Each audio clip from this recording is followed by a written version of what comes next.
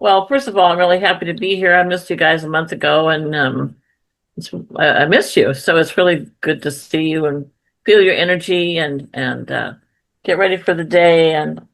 Uh, and there always is a preparation when we appear or when I appear once a month with all of you beautiful souls. And there's a lot going on energetically, so we're going to center in and do our protection shield. But just want to make mention of honoring, at least for those Americans.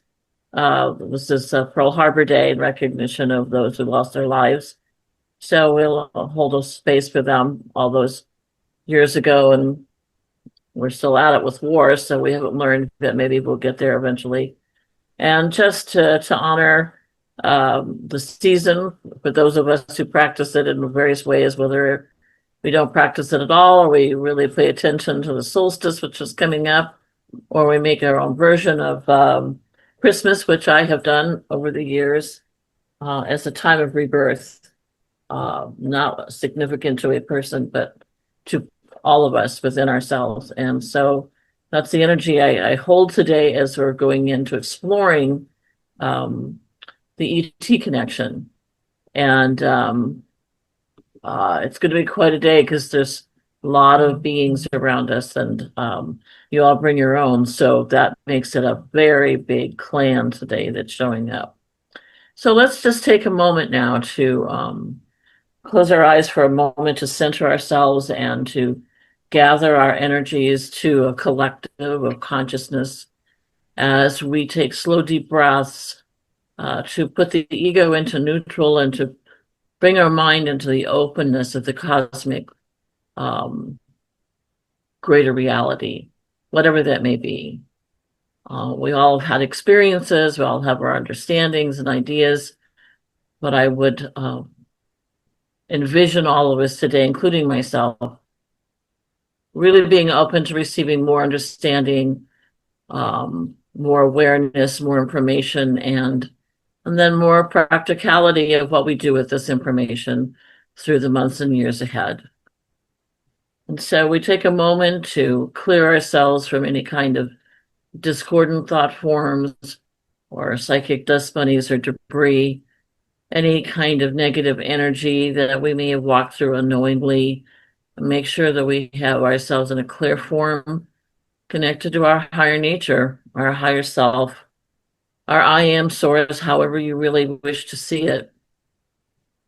And we are in this individual shield at first, which is a small four-sided pyramid with boundary lines at the base, which we have done before. And the boundary lines are to set an intention of only allowing the goodness, the truth, the wisdom, the light and love to enter our space, our field that we are creating together. And as we breathe into that centeredness, then we feel ourselves being easily moved into the larger group shield, which is a very large four-sided pyramid. And as we find ourselves going through into that vibration, we pass through the angelic node.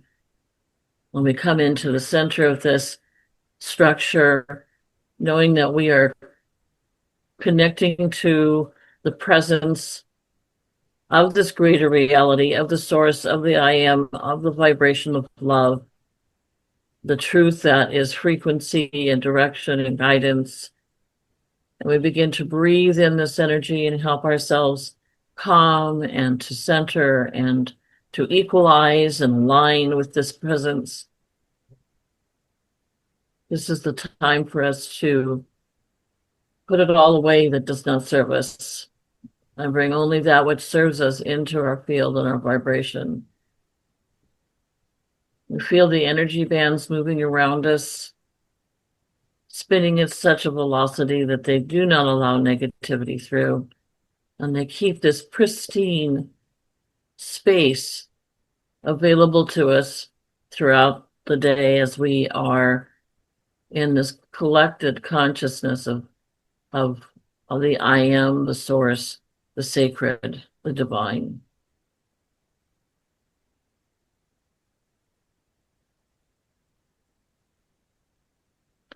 We come together today to remember who we are, to know and trust who we are, and to expand even further in that knowing.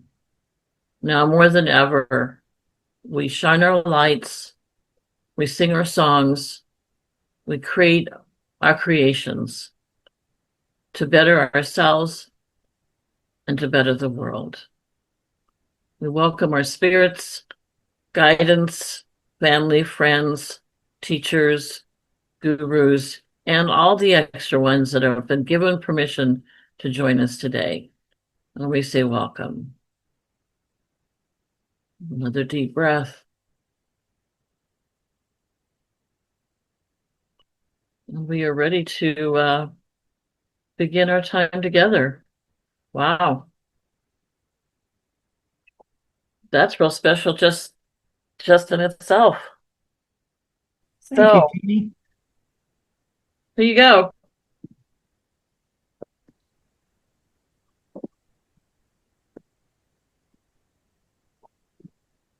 Do you want me to continue or do you want to start first, Regina or Dan? Oh, I think I'll start for a second. I'm not bringing anybody in yet, right, or anything, but you know, I've always had a hard time with the word ET, except for the movie. I love the movie, or the uh, what was it? Of the third kind. What was it?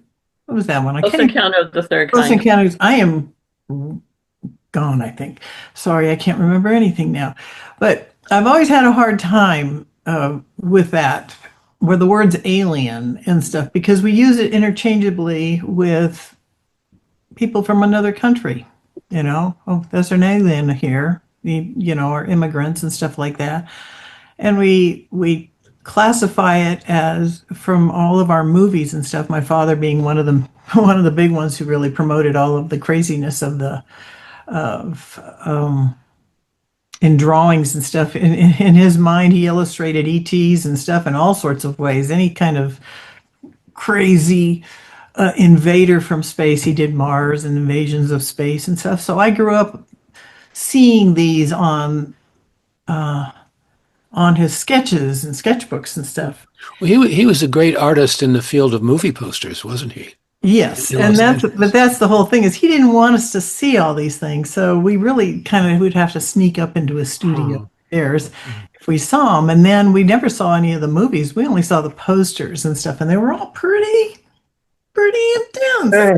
Yeah, and especially when the atomic age happened, and so then you have all these atomic ants and all the rest of the stuff, atomic spiders that turned into tarantulas taking over things. So for me, I have this mental real struggle to engage about being with an ET. And that's just really been something that's been very personal. And when Jean had first introduced the praying mantis energy to our group, I went, yeah, right. Rolled my eyes. Yeah, yeah, here we go again. We're off in left field. And I really struggled with all my might. Yet, part of me just was dying to see those crafts. I would, every single night, I'd go outside. Growing up, I knew exactly what part of the sky I was to look at every night. And I still do this when I go to bed. I still do it. So for all my life, I've looked up to the stars and I look into this one particular area. And it's in towards the area of the Pleiades, but I know it's much further. It's never there. It's further that I'm looking. And I always feel like, I know you. I'm still here. So the fact that they'd want to visit us, I don't know. So, and in these forms and stuff. So I've been struggling a lot. And when the first time it happened to me with this praying mantis energy, I went into shock. Totally. I mean, it was like slapping me upside the head. It was terrible. And because the energy came through during a Reiki session. And there were 12 of us working on an individual. And next thing I know, I'm on the ground and I'm channeling this energy. And I knew it was not at all human or of any individual that was of our environment. It was from another environment that came here to warn us and to get our acts together about different things. And so that shook me to the core. And ever since then, I've had other experiences, but that one was the first, and it was the mantis energy. But it shook me to the core. Literally, it said, okay, your foundation's going to be ripped right out from under you. Because so many things I've taken for granted, being able to talk to ghosts or feel spirits and have somebody guiding me all the time, but all of a sudden, an alien? Really? And me? No, no, you got Jeannie to guide. Go take care of Jeannie. And that's kind of how I felt. I didn't want to have a part of it. So, but it won, and I am definitely a convert. So I wanted to start with that story because I want you to know that I'm a newbie in that whole area. A newbie for the last few years, but a newbie, maybe last 15, 20 years, I don't know. When it all happened, I couldn't tell you the date or year. It just took me over. And now I've had visitations and I experience it and feel it I can feel it near me. I haven't seen it. I've never seen it, but I can sure feel it. And anyway, and it doesn't feel like any kind of human spirit or immortal spirit like that. So anyway, that's my story, and I thought I'd start off with that. So, I'm just like one of you guys. We're just here to share and to have experiences, and there we go. Thank you for letting me share all that. Gene Ooh. or Dan. Well, no, go ahead, Gene. Well, I want to share a little more than just experience and what I was receiving the other day from my science team on the other side, but I want to make sure the timing's right. Dan, if you want to share something first, go ahead. Oh, just briefly. And some of this comes from where I'm at now, which is beginning to get a sense of the nature of infinity and eternity, which is open-ended. There's no limits to past and future. There's just, as far as we're concerned, life and action in the now, but everything else is open-ended. Okay, so the idea that we might have been incarnate in other systems, other life systems, other energy systems, other planets, it doesn't seem that strange to me. It never has. I may have told this story before, but when I grew up in the 1940s in New Jersey, and this is before the curtain of ridicule had come down over the whole ET question. That happened in the 50s. But in the 40s, it was just a matter of common conversation. It was an interesting curiosity. People talked about it all the time. And there was a radio reporter, a radio newscaster in New York, who gave, on his evening newscasts, he would give UFO sighting and landing reports just as a matter of routine. It was interesting and fun, and everyone was curious about it. So one night he gave a report about a sighting and a landing near the Fort Dix military reservation, which was not that far from where I was living in central New Jersey at the time. And my first thought was, oh, my people are coming back. Now, where did that come from? And I suspect that more people have had that kind of inkling, that kind of experience, than are willing to admit it. And I don't. It's not so much that I have memories of a particular incarnation elsewhere, but that this is, even the idea of a particular incarnation elsewhere is small potatoes, because our actual path through eternity is much more broad than that. So I don't think that we should be particularly turned off or dissuaded by these ideas of life elsewhere. We're living in a really tight collective mind space on this planet. And it's just now, we're just beginning to slide the doors open a little bit, and that's going to continue to happen, I'm sure. But I think our sci-fi driven ideas about life elsewhere which have been helpful. But I think they're nothing compared to what's actually out there and around us on other levels at all times. So I'm just having a ball with all this. And I think that's, we need to be discerning, obviously, but certainly not to be afraid of it, because it's coming whether we like it or not. Okay, end of rant. Speaking of Thank you. ball, The rubber band ball. it reappears again. Now, the reason we chose to really speak on this topic this Sunday is because of they're coming out with the documentary is already out about the disclosure of everything. And I haven't watched it, but I've seen pieces and parts of it. And basically, if you follow any kind of ET world, it's a lot of combination of a lot of stuff that's been going on that they put together.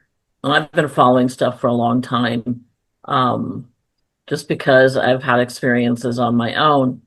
Now, the reason I bring out this rubber band ball again, because I talk about EBs, energy bands, or energy band widths, depending, but EBWs is how we kind of refer to it.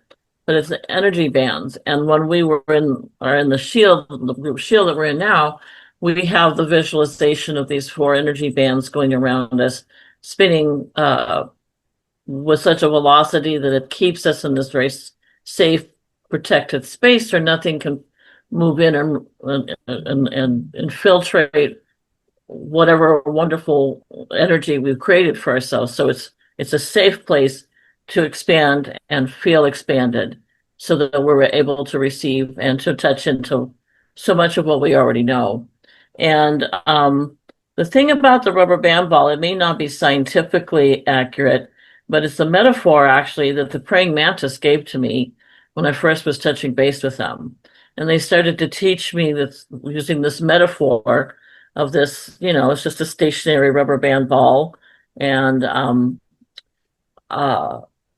how we move from realm to realm, or probability to probability, is the intersections that are created when the rubber bands cross each other, and then they can move, and that creates another intersection, another intersection, and there's just an infinite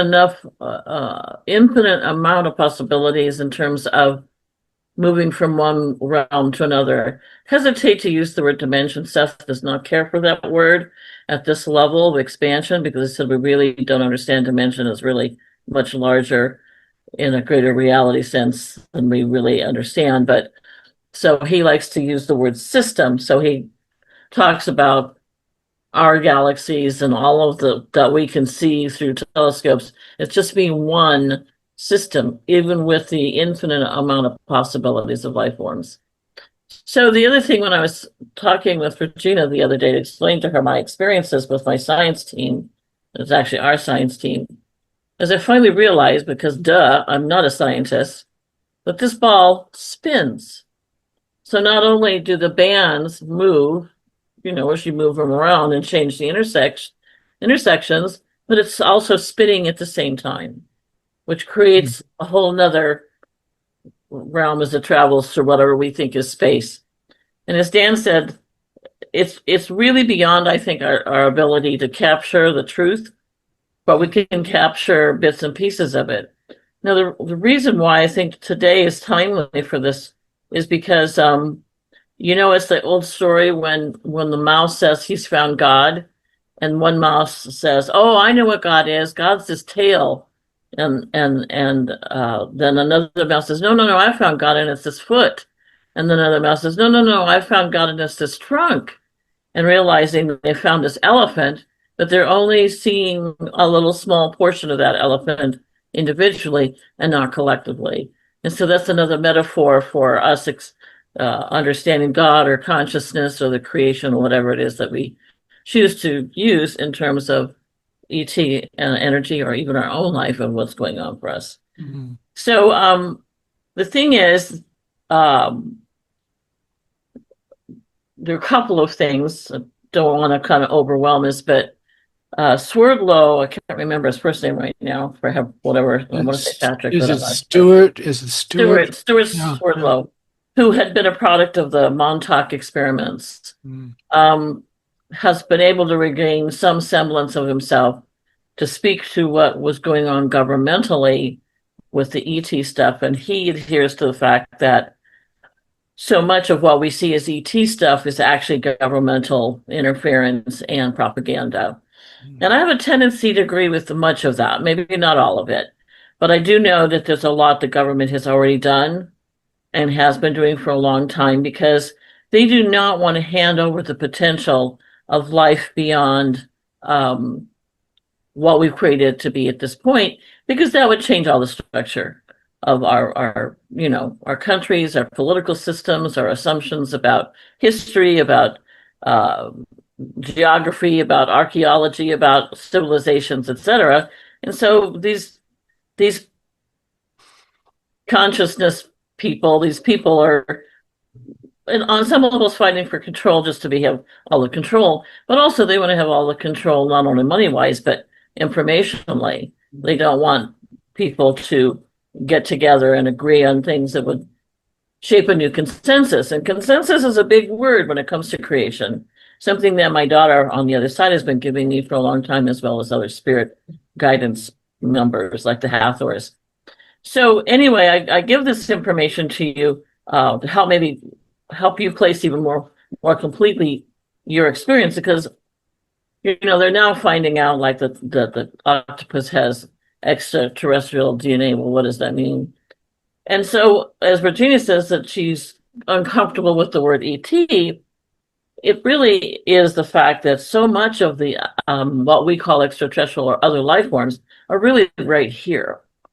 They're either based in the water, which we really haven't explored much in the depths of the ocean, or they're in the mountains. It's, if you look at it like a rainforest, there's still thousands of species we have yet to uncover. It's all vibrational, and they're going to look different, and they're going to be different, and they may have different skills, but it's all vibration, it's all frequency, and that's what creates, whether we see these entities or not. The assumption that if we see them, they're automatically a higher form of intelligence is false. They may have certain areas of expertise, but they are not necessarily fully developed in other areas. And it's for us to understand it's like any life form. And as Dan was saying, the greater reality and the potential and its infiniteness is just amazing. And rather being swallowed up in it and being overwhelmed by it, looking at it in a very different way of like, wow, look at all these great life forms. Look at what creation has created. And certainly there are going to be, for the sake of consensus verbiage, ETs out there that do come in what we think are spacecraft. And there are some who are interstellar, and the interstellar ones are very different from the ones that live within this frequency and this vibration here. And the interstellar ones are the ones that are sent council members in to monitor our progression as a planet. The assumption that the other ETs are watching us in a way of a higher level of order is not necessarily true. It just depends. There's just so many. So there's all this misinformation out there. All you can do then is to go into your center and know what feels right for you in your own experiences. Because I can remember when I first moved back to California after my divorce and everything that happened. I can remember one day in my dream, looking outside in my dream and watching this spacecraft leave, and I was so sad because it wasn't taking me with it. And I know Roy, if I mentioned him, he's had those dreams too. I think we all have one. I know several other people who are on the podcast today who have had their own really strong and significant ET experiences.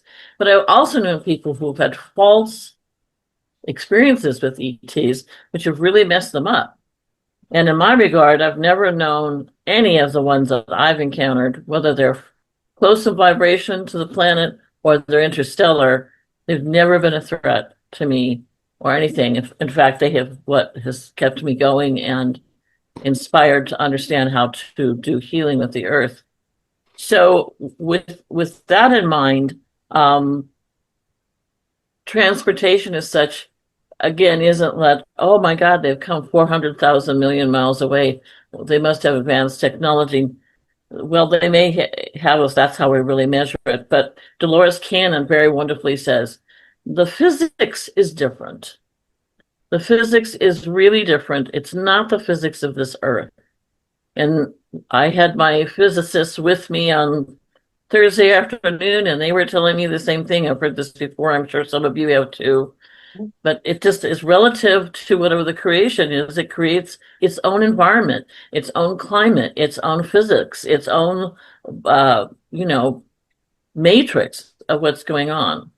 So there also is the understanding of the quantum leap, which I'm still getting more information on because I did not major in physics. My well, a couple of exes were physicists. I kind of wish they were still here in some way so they could teach me a little more, but they are definitely from the other side teaching that to me. And they really want us to know the difference, and that it's not this linear kind of thing.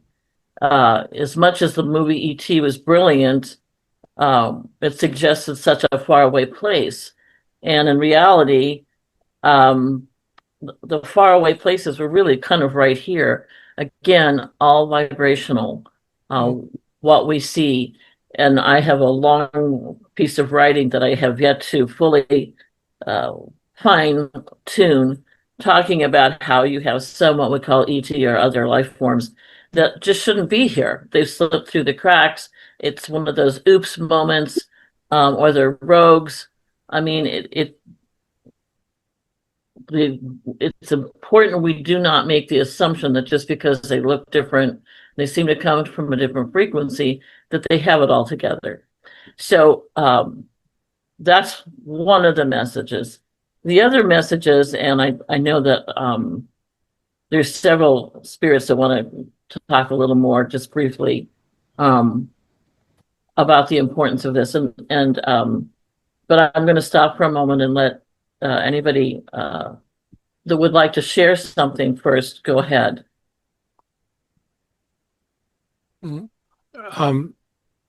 Unless anyone else wants to speak, I just wanted to address a couple of the things that you mentioned, Jean.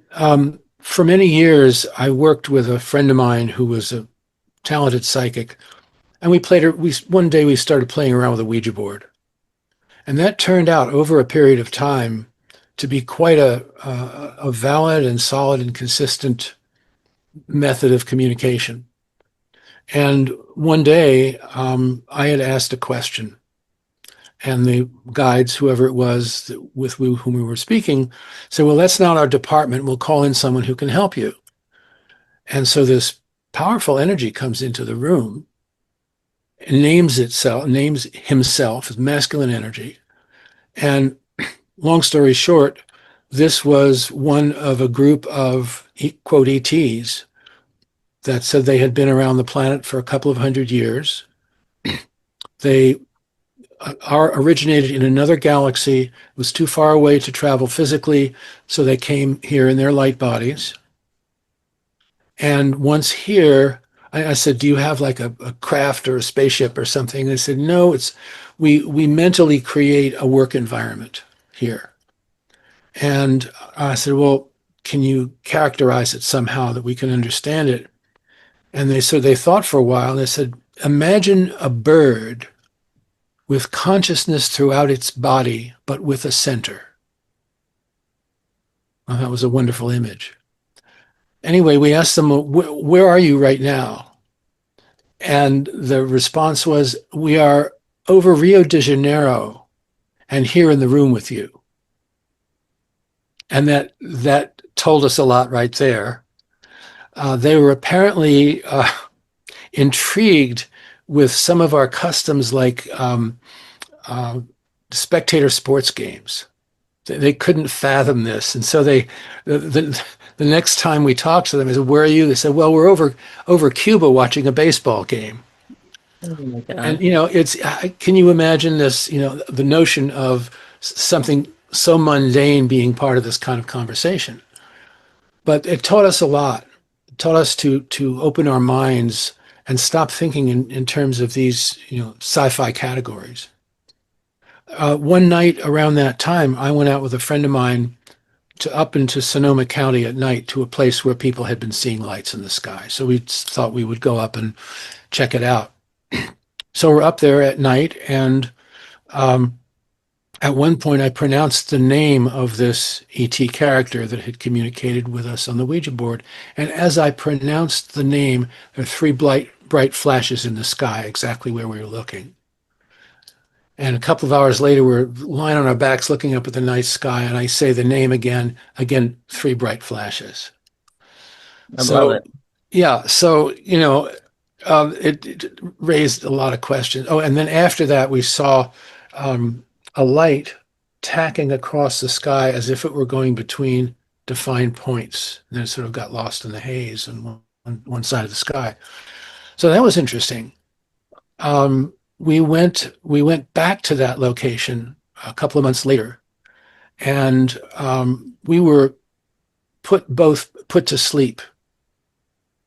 And that's another long story. I'll try to really focus it here. And after we awoke, I had no memory of what went on during that time, but Anna, my friend that I was with, described being awake or seemingly awake and having a craft come down, maybe 50 yards away in this field. And she said they were your typical little gray type ETs that came out of this craft, were on the ground, and they invited me towards them. And as I moved towards them, I became more and more disoriented, and my mind sort of felt fragmented. And so I pulled back and I felt better. And she said what was happening was I was being taken into their consciousness. And it was so radically different from ours that I couldn't fit into it. And it was literally causing me mental pain. And when I pulled back from it, I felt better. So that, is one more data point here. We then, after this experience, we went back to the Ouija board and said, well, here's what happened. Do you have any advice? And it said that this contact was as tentative for them as it was for you. It was their experiment on their part as well. And if you would like to continue it, that's okay. And if you don't want to continue it, that's okay. And that is what we decided. We didn't want to take it further. But it was another set of confirming experiences that, whatever it all actually was, it was something out of the ordinary for sure. And it was benign as far as I know. And that's a key point, Dan, because Jimmy Carter's here, and he's kind of chomping at the bit because I know there's a lot to this topic today. And I reminded of I had a friend who was very heavily involved with ET because she had a whole range of experiences as a young child with an ET civilization on her grandmother's land in Apple Valley many, many years ago, and wrote a book about it. And I knew that she had those experiences. I could feel that was truth to her. And then she got even more involved, and then the government stepped in. And this is a point that, I don't want to dwell on it too much, but the governmental agencies that were monitoring, because they monitor frequencies with remote viewing, and that's why remote viewing has to be taken very carefully. Because they're looking for people who have the vibration to bring in higher consciousness, and they really don't want that, these powers that be. Anyway, they got to her and really destroyed her credibility on so many levels, and I was there during the time period of it. Because, if we can't even understand having a person coming from another country into the United States, and I'm speaking primarily for the United States because that's my experience this time around, if we can't even embrace that, how can we embrace a different life form altogether? And so discernment is powerful, but it's also powerful for each one of you, if you're so inclined, to be able to be comfortable with, I think a lot of you have an extraterrestrial, what we call ET guide, because you're all very cosmic cookies. So you're going to bring some of that home planet with you and attract the home planet energy to help in a matter of your own position here on the planet. And I think today for me, what I'm really getting from all the guidance around is I really would like all of us to be really open and delighted by the opportunities to be connected to other life forms that bring understanding. But discernment, like anything else, is important, because just because a spirit contacts you and says, you know, I'm going to be your guide, doesn't mean that that spirit is really right for you, because unfortunately there are deceivers, and there are deceivers on every level. At this in this particular realm, there are deceivers all over because of the way it's constructed. And I know some people don't like that, but we have to be very discerning, because there is dark stuff out there. There are dark levels of dark energies. There, ego things and living in different forms that would like to. I'm taking over. I'm taking over. If any of you ever watched Jim Henson's incredible movie called The Dark Crystal, and it's all about the coming together of the mystics and the Skeksis represent the ego and the dark side of the shadow side of us. And when I'm watching the monks that are walking in the United States, are walking for peace into Alabama and into Louisiana, it reminds me of that movie with the Skeksis trying to still hold, the life of others in their hands, and the mystics walking regardless to make that completion for peace and to heal all of that. So you can put all of this into the colony of life. What is it? Where does it go? Where does it come from? What does it mean? And have a delightful experience with all the potentials. Like, again, using the analogy of the rainforest, going in there and finding so many species. They're losing a lot of species, but they're also finding a lot of species. Mm-hmm. Same thing with the bottom of the oceans. So whether it's out there interstellar, which they are, there are some. Those are the ones that come in and keep a distance from us. But most of the other ones are either the vibrations that we can see, that we're prepared to see. That's why some see and some don't. Or we have the looky-loos that are just kind of here and not really watched, the ET police or whatever. There is some randomness to it. But there is a lot of gatekeeping that's going on as well. And they're not really here to interfere with us. That's the ones from the interstellar world are here to take stock of things and to interject energy as it needs to happen. The ones that are here with a certain vibrational frequency that goes within this system are learning too. They're learning as much as we are. They're just in a different format.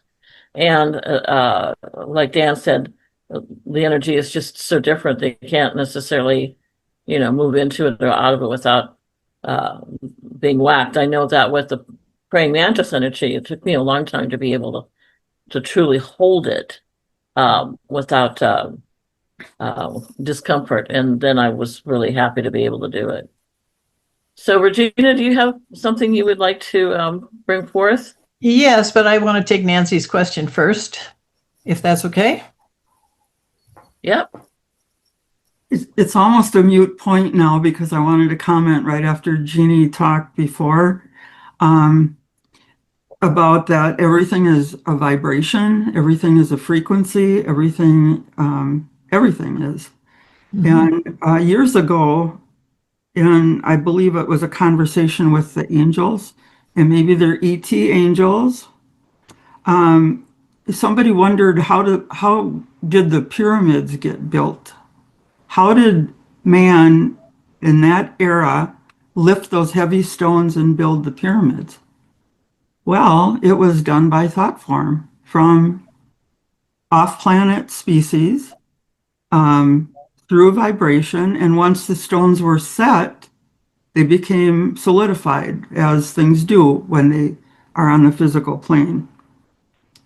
I knew a UFO researcher many years ago who was, researching UFOs and trying to figure it out. And I made the suggestion to him that I thought that it was just a different vibration, that the ships would appear and disappear or travel quickly beyond what we know here as physics, beyond what we know, but beyond what we can comprehend. And so I agree with what Jean said. They had the ability to be visible and then disappear, like, or speed away fast, if you will, and disappear. It's just a different technology, right, Jean? Yeah, and Ellison Onisuka from the Challenger crew talked about it early on in their first year. About he was very fascinated because he had experiences that he didn't really share with us until recently about his own ET experiences up in the Challenger the year before, the scientific one that went up that was supposed to be a secret. And we were doing stuff then, and I'm going to let him, if he decides to talk through today, give that information. But no, it's just because we don't know how to do doesn't mean that there are other civilizations out there that do. And it's all thought forms. And again, it's big on consensus. If you get enough people in a civilization, or enough beings in a creation that have a belief system or have the ability to create conscious thought in such a consensus way, then it creates it. So that's, talk about the pyramids.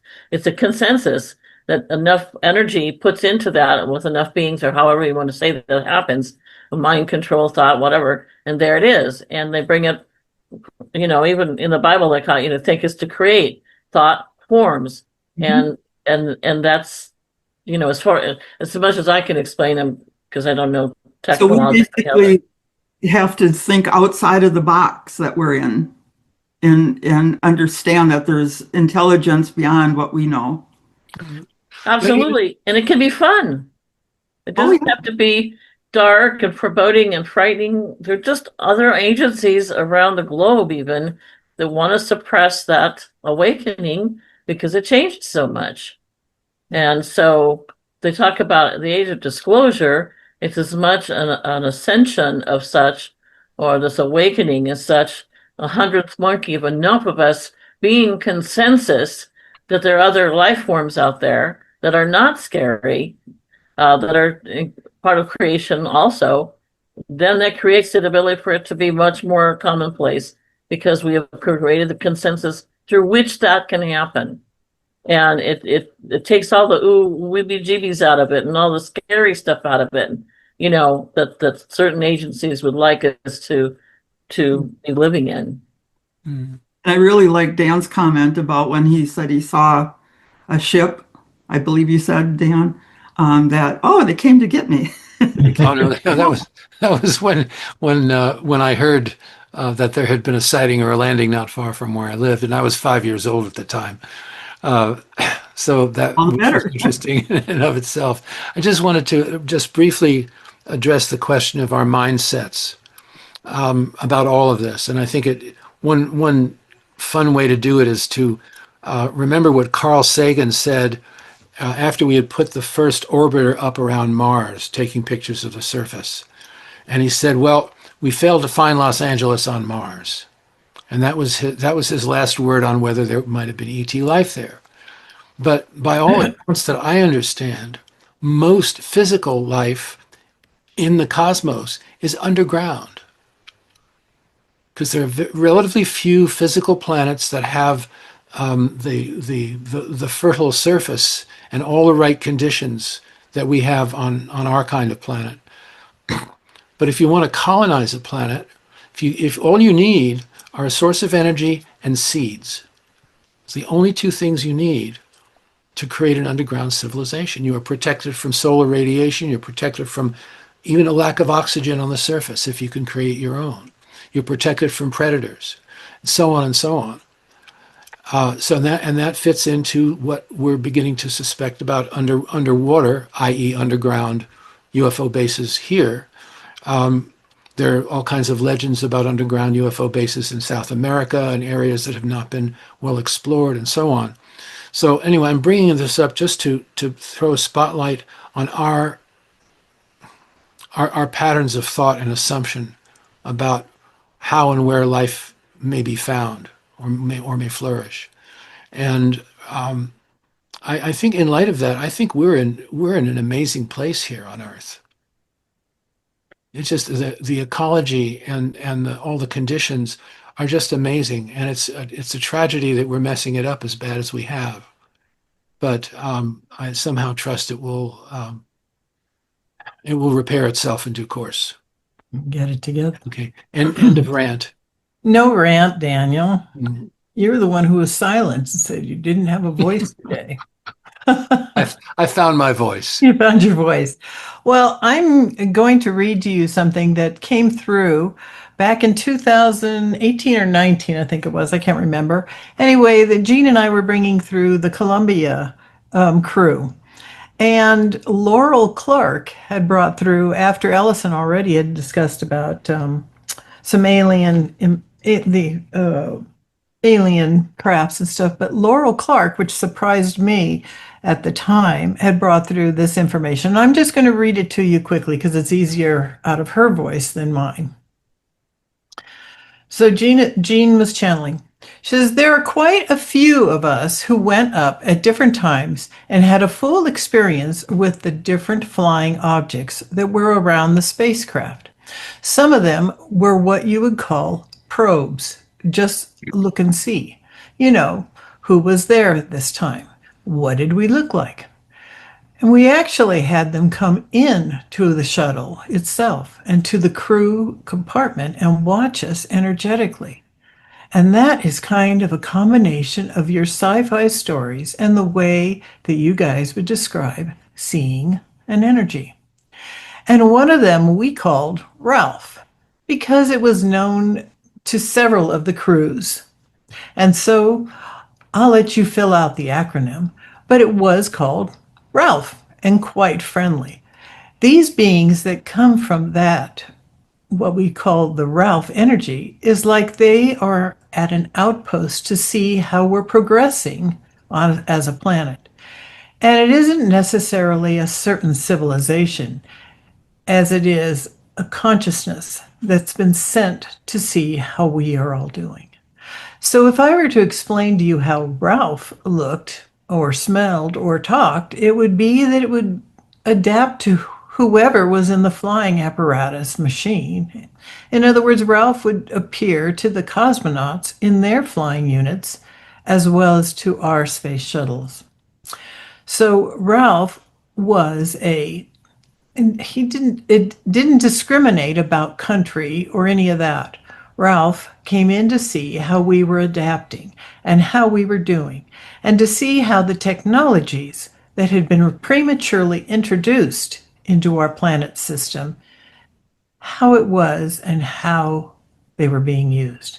And so coming into our situation was a way for them to gauge what was going on. And so I would say Ralph is more like a thought field, but it would interact with us. Now, not everybody on the crew would experience Ralph. It had a tendency to be with women more than men, simply because the men were trained a certain focusing way, and the women were too, well, intuitive. But we still have that more intuitive side, men are from Mars, women from Venus kind of thing. So, except for Ellison, but he says, you don't dare call him gay. So anyway, we named this energy Ralph, and Ralph would actually warn us. And interestingly enough, Ralph was around the Challenger and was trying, to use the term blow the whistle, tell them, because Ralph is a consciousness of energy that is consistent. It is full of life and is not about death. It's about growing, a planet growing, a civilization. It was all about a positive growth. So the fact that she wanted me to bring this forward today, it was pretty cool. So I said, you never really told us what Ralph meant. And she said really fast this morning when I was bringing it, she said, oh, that's radiant alien light phenomena. And I thought, that's great. I don't remember that. So anyway, I just wanted to bring that forward because Laurel wanted that forward, and I think Ellison wants to talk a little bit, Jeannie, unless you're holding somebody else. But the crew is here again. Oh yeah, but I've been feeling so many Okay. Carter and uh, yeah. But I said, do we have that up on anything? That's brilliant. Yeah, that's on our Challenger stuff. That's the Columbia stuff. We have to go back and read that. 'Cause I don't. Did I do that? um. All right. Let's see. So if there's any questions, or you want to? I'm waiting for decide who's coming in, and they're Okay. having a little bit of this and that and this and that, and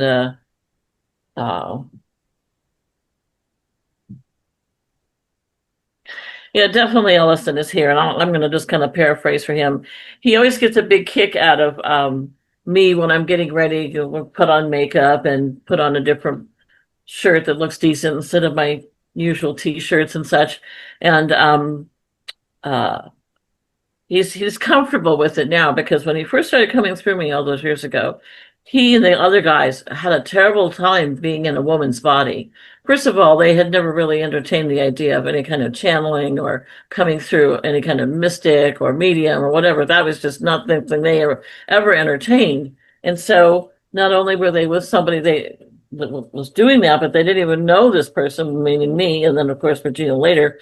But my experiences in the first week with the men were, oh my God, I'm in this female body. She's got female anatomy, and what do I do it? And where do I put my hands? And now it's just such a different thing, and they're just like, yeah, yada, yada, yada, because they've had a lot of years to adjust to that. And I love that. I love the growth that they've experienced and the comfort that they have. And that's something Regina I'm hoping to bring forth in the book that we're working on in bits and pieces as life lets us. But Ellison, he's first of all, he's very happy to be here.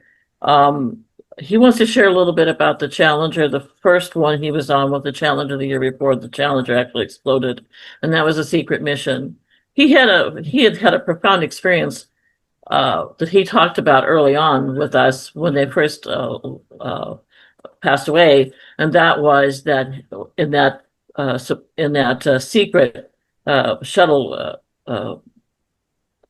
mission that he had experienced Gus Grissom, who had perished in Apollo 1 with Chaffee and White, and they all had appeared, but Gus, he was the one that was the most prominent, speaking to him and giving him information, and so it profoundly affected Ellison to the point where when he went home, his wife said he really didn't relate to them for a few weeks. He just would sit in his chair and just kind of stare out into space, and he couldn't really talk about it. But he had this experience with Gus coming to him, and Gus was basically telling him about the ETs, about life. It's not what you think it is. It's so much more. And he said, I don't want to spend all the time on the message that Gus gave me. He said, but I want you to know how I was already experiencing things. He said a couple of the other crew members also did, but not everyone did. And so it's a very touchy, tense time because we had a hard time breaking the ice to want to share it with each other about what we experienced. And then when we shared with the others and they didn't have that experience, then there became this real uncomfortable tension between us because were we losing it? And then well, what if you saw it and we didn't? What's wrong with us? Kind of thing. He said, astronauts are not necessarily trained in the psychology of the unknown. So it was an uncomfortable time, but we just kind of compartmentalized it, put it away as we had to, and got busy. One of the biggest reasons also Gus came was to warn us about what we were doing, which was this Star Wars project of Reagan's trying to take over space. to have ultimate power over the world. And Gus came through, he said, because I wouldn't probably be able to handle an ET, but Gus came through and warned us that this had to be stopped, that the powers that be of those other life forms and commissions and federations were watching and would do what they had to keep us from destroying the planet and destroying ourselves.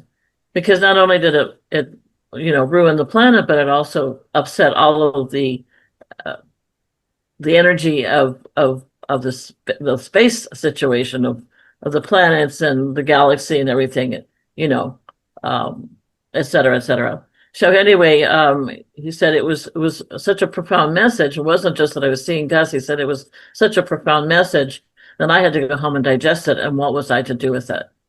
And he also did what he said. Gus warned him about if we couldn't keep our hands out of space, there would be loss.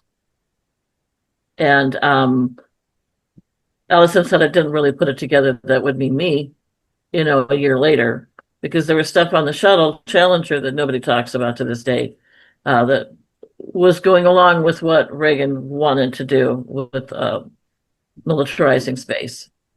So he said, but now on to the more pleasant stuff of that.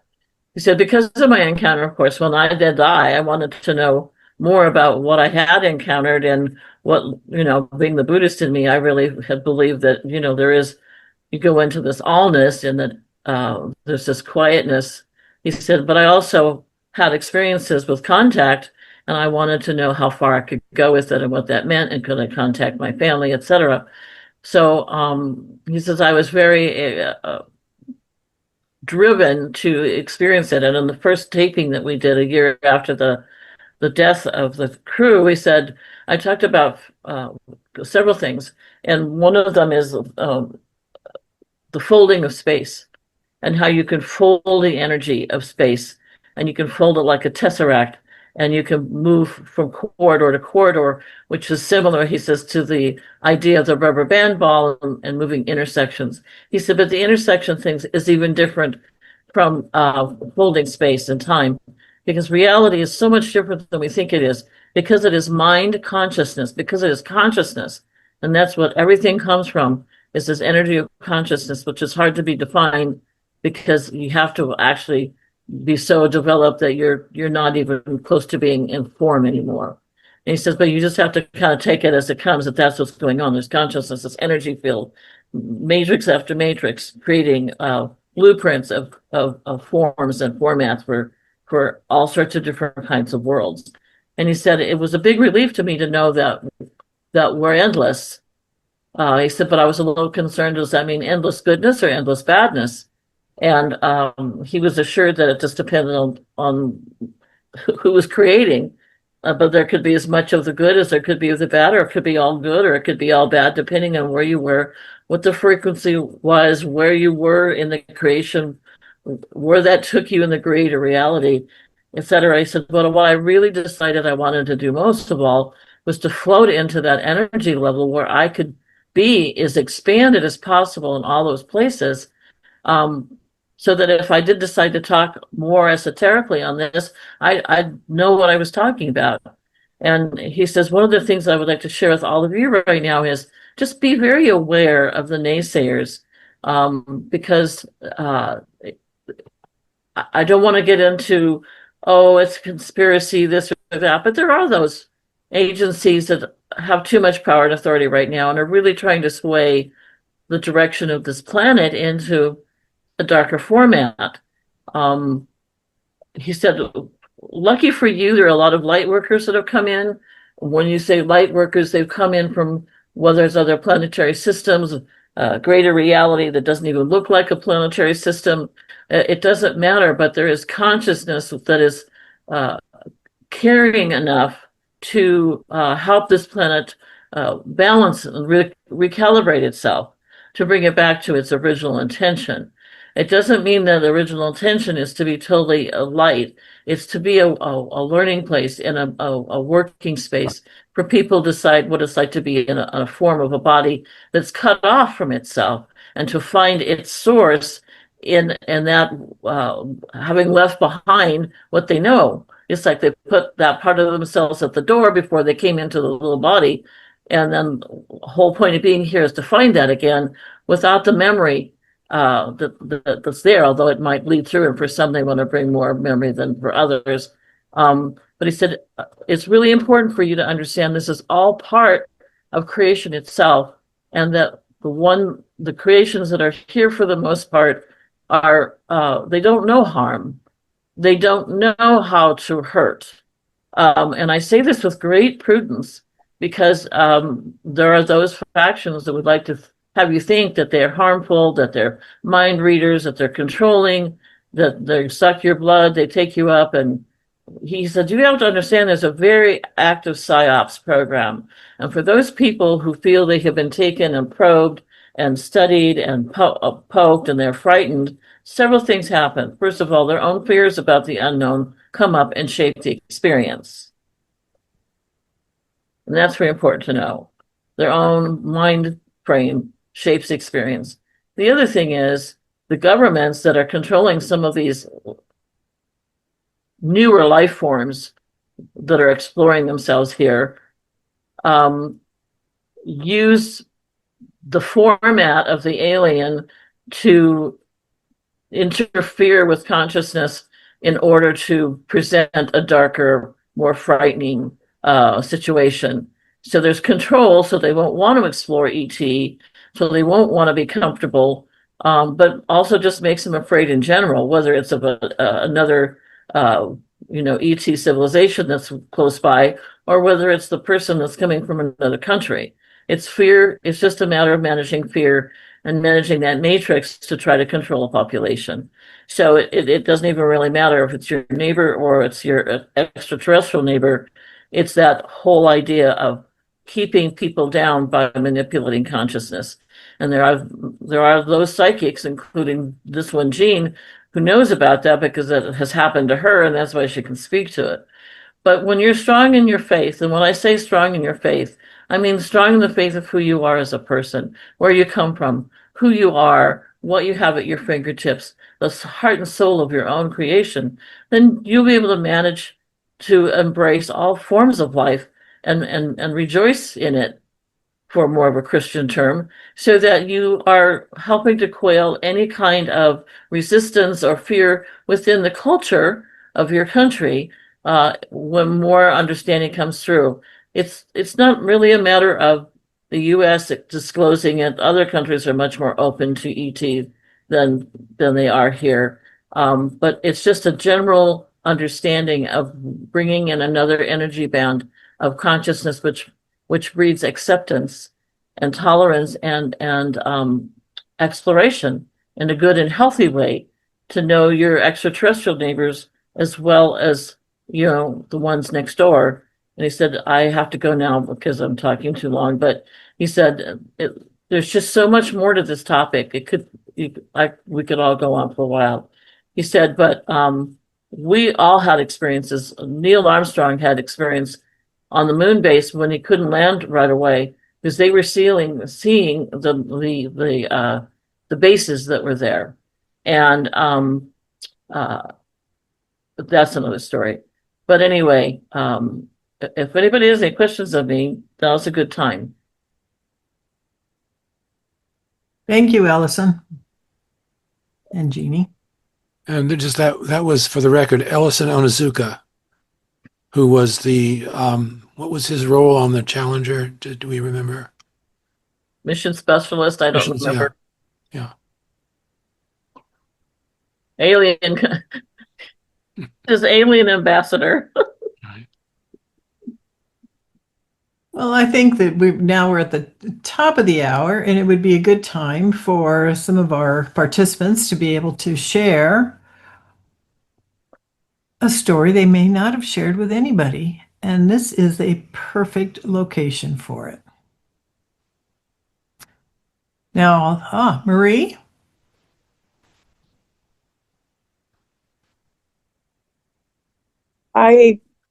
When the session started today, my experiences started coming back to me of different happenings that I had. The very first one was when I lived in Australia. My marriage was falling apart. I was deeply depressed and felt such a heavy, oppressive energy. And one night I came home from some activity and I got out of my car, looked up in the sky because in Australia where I lived, you so many more stars were visible.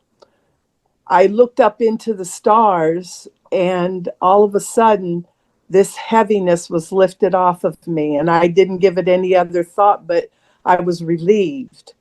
Um, Years later, when I was back in the States, I was seeing an intuitive counselor and she told me it was time to have body work and I didn't feel it was right yet, but when I did feel it was right, I said, okay, let's do this.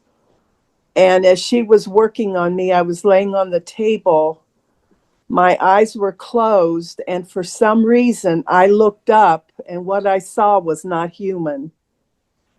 I saw this triangular, what I called alien face, and such fear went through my being. I wanted to get up and get off the table and run.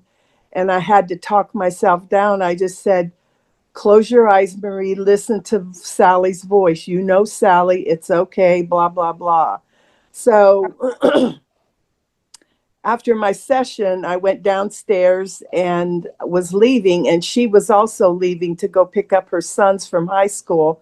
And I shared with her my experience, and she just laughed. She says, Marie, why do you think you are such good friends with Roy and this person and this person and this person and me? She said, we're all ETs. And I was just blown away because that was my first conscious awareness of it. And so then my next jump in awakening was finding Dolores Cannon's book, The Custodians. And that helped remove all the other vestiges of fear that were still left and had such a broader understanding of, in a good way, for all of this happening. So in a nutshell, that's my story. Well, thank you. you That's wonderful. Wonderful, Marie. Well, I know you had a lot more experiences, but thanks for the nutshell. Yes, wonderful. I do not doubt that one bit, Jean, not one bit. Bye, Gary. Thank you for joining us. Lloyd, would you like to share? Yeah, I don't have anything stupendous to share. Just there have been 3 times in my life where I've just had this feeling that I know something and it's absolutely true, and there was no way I could prove it. And one of those times was I just had this feeling that I've been in contact with ETs or whatever most of my life, but I have absolutely no memory of it. But it was just this knowing, and that's one of the things that's gotten me to take this whole thing seriously. And the change of subject, it occurs to me that one thing we can do to make the environment more friendly and hospitable is to work on our own inner, I don't know how to put it, I guess racism. Just, every human being has a certain amount of ethnocentrism toward some people who look differently. It's not just white people or anything like that, but we can start with our fellow humans and people who disagree with us politically. We don't have to agree with them, but we can say, okay, there's a difference there, and that's fine. So that's all I want to share. Good point. Yeah, absolutely. That's, how can we expect more if we can't even talk to our neighbors, no matter what color they are or what condition we're in? It's important. Clive. Yeah. Oh, you're on mute, Clive. Click your mute button.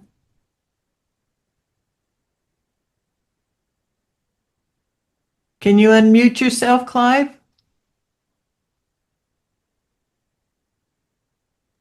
Or Dan, there we go. How's that?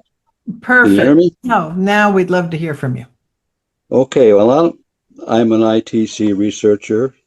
I've been doing this for 10 years. ITC is a way of actually talking and recording conversations with spirits using actually my computer. And I started involved, and what happened, of course, when you were talking about the Ouija board, I use this, okay? I use the pendulum. And I found that if I talked to the pendulum, it would answer. And very quickly, I would say, "Dear God, please, would you please cover me with the white light of your protection so that no negative entities can ever enter my space." And then I would bring in my spirit team. My spirit team comprised of a very high-level spirit by the name of Jared, who no longer incarnates as human or anything else. And then also my mother, who's been passed for some time, and an uncle called Punch, and May Britta Causal Angel, and also a spirit of the day that's brought in by Jared, mainly for education on their side.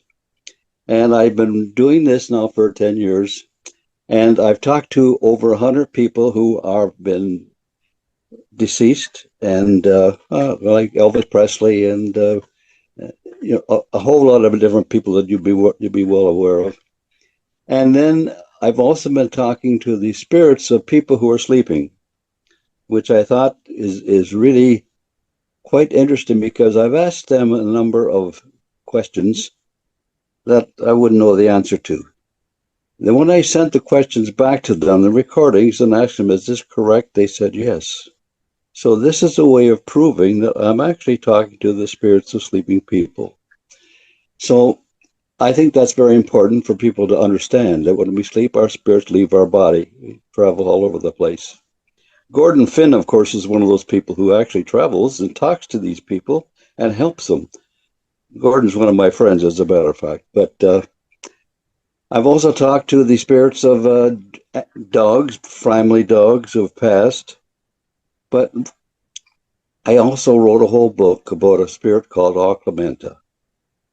Jared brought her in.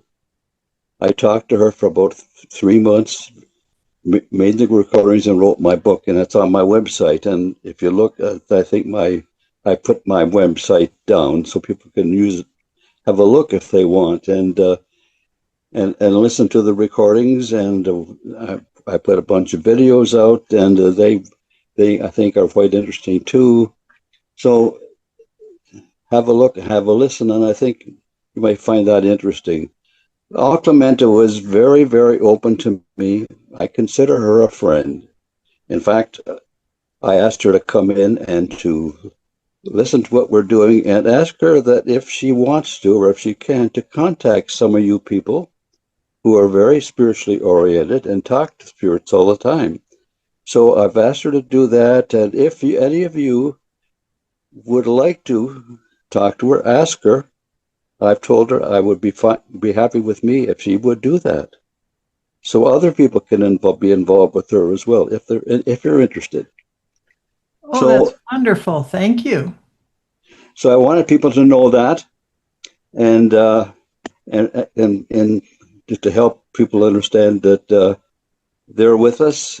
As you people have mentioned, they're with us all the time, in a different dimension, a different way. Our vibration is the word. And I don't know if you people realize that you can actually adjust your own vibration through a little machine here, and which I do all the time, and bring it up, and for all kinds of things that can help you spiritually, like with repair DNA and things like this. But also you can reach the spiritual level with that way as well. So anyways, I know I'm doing a lot of talking here. So if you have any questions, give me a shout. Anybody have any questions? Would you write her name into the chat for us? I will. Yes, I'll That would come be in. nice. And if she would honor any of us, Yes, as well, and I would think that'd be great. But that, of course, is up to her. absolutely. I'll write her name in. Okay. Any other questions? Not right now. Okay. For me. Very Thank good. you, though. Thank you for sharing. You're very welcome. Thank you. I'll put her name in now. Thank you.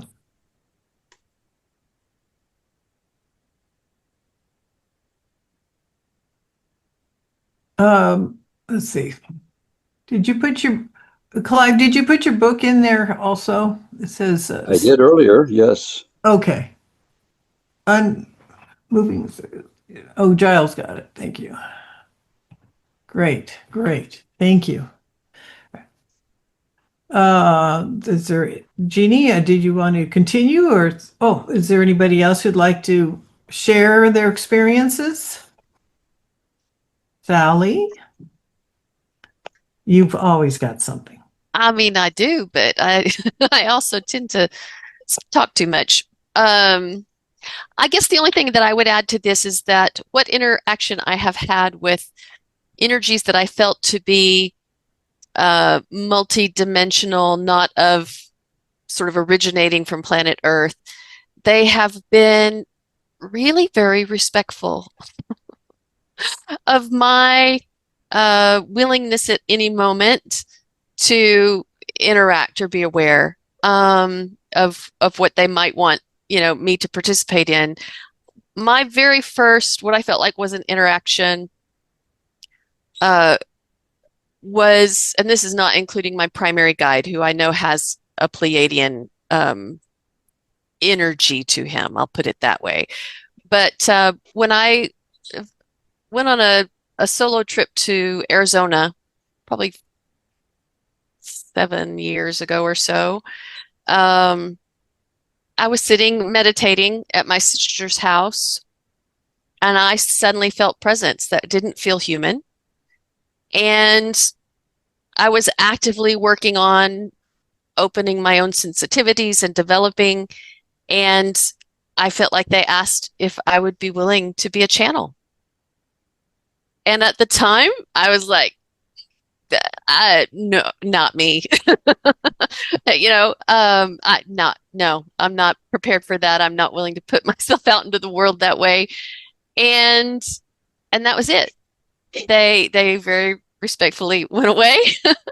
And to be honest, by the time I was more ready for that kind of interaction, I think they had moved on to other people, which was fine too. But the individuals, the entities, the energies that you might work with that have these off-world connections, if they are here to help us, they are generally deeply respectful of us as well.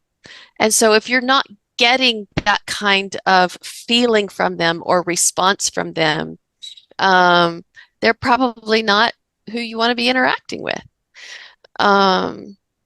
Absolutely correct, Sally. Yeah. It's really true.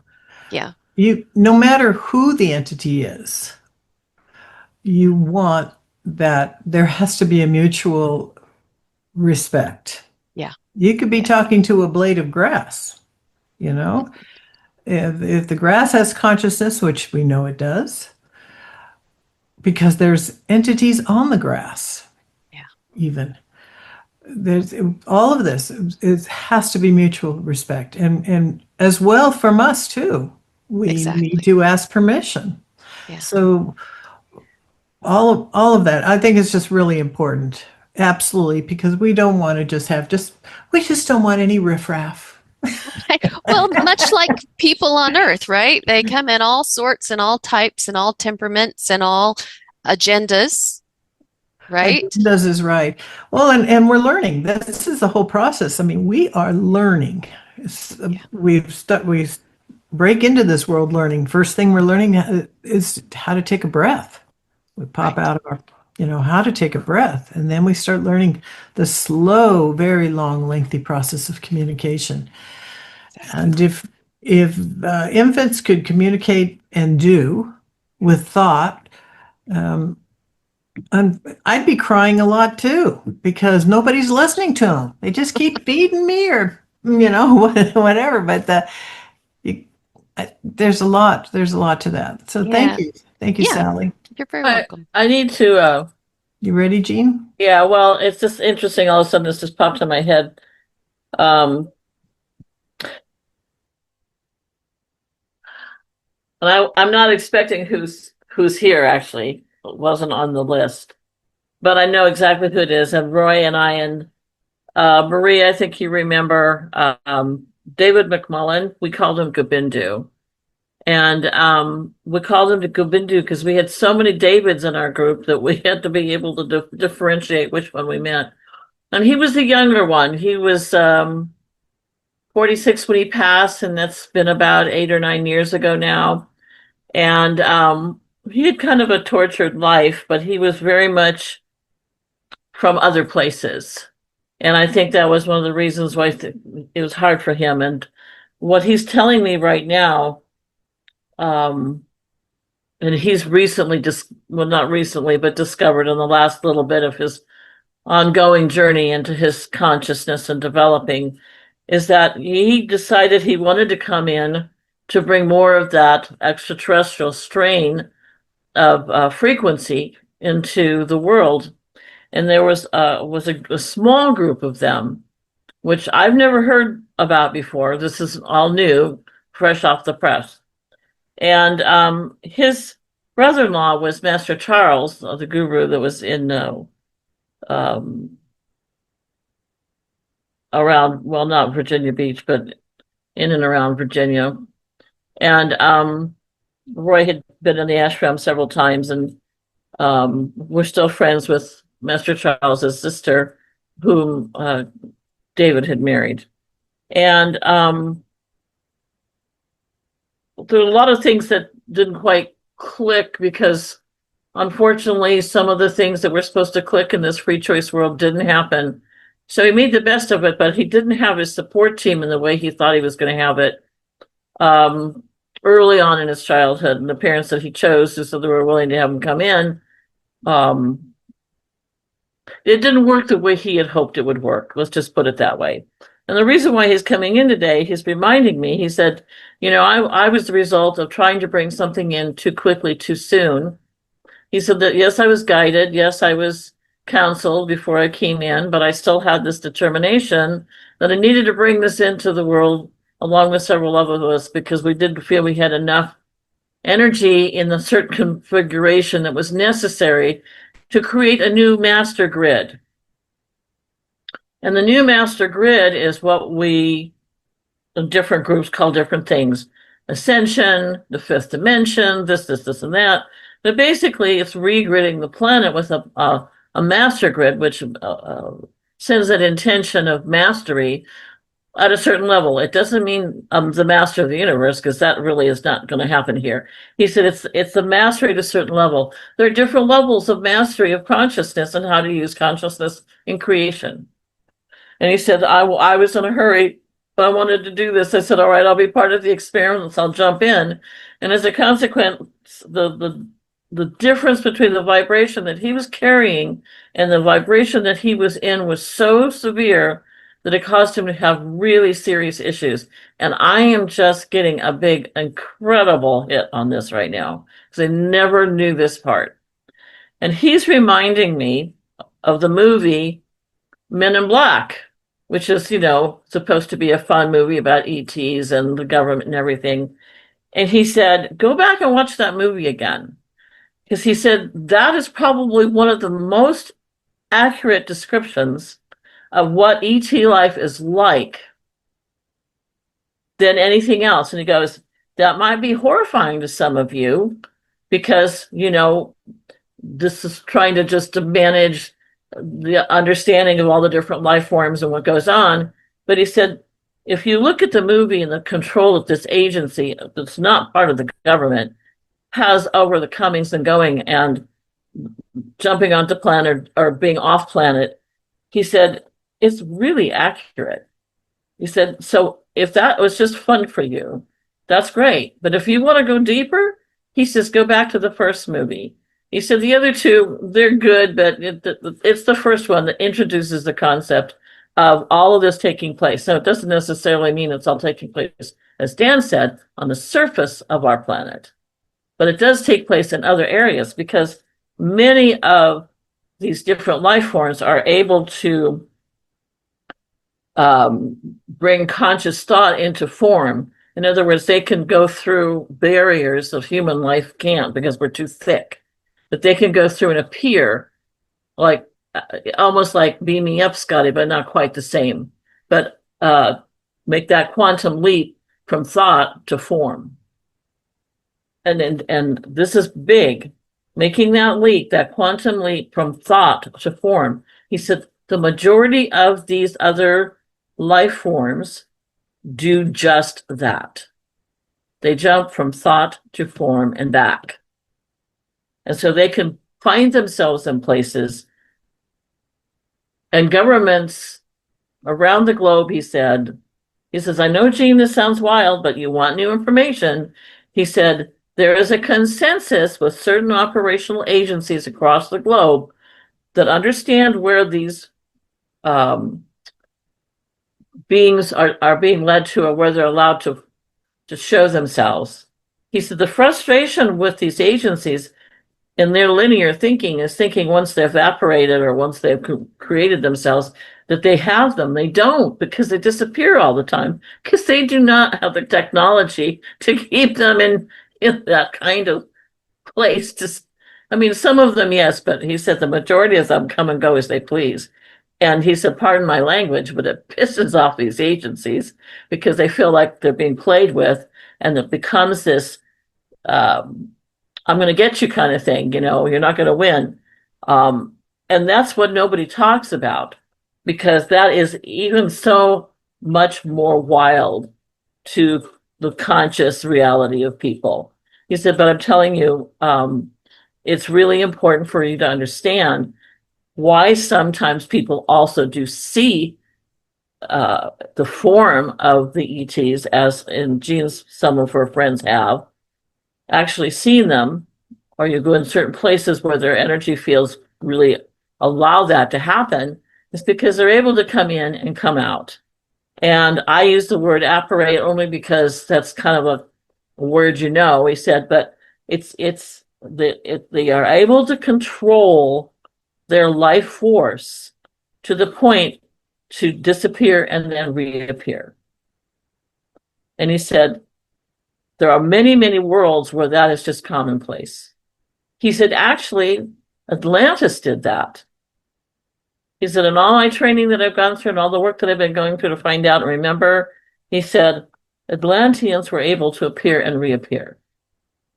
And he said, I'm not going to say too much more other than you don't have to tune into this if you don't want to. If it's not interesting to you, that's fine. But this is what I have researched because I wanted to understand why I couldn't get my life to work the way I wanted to.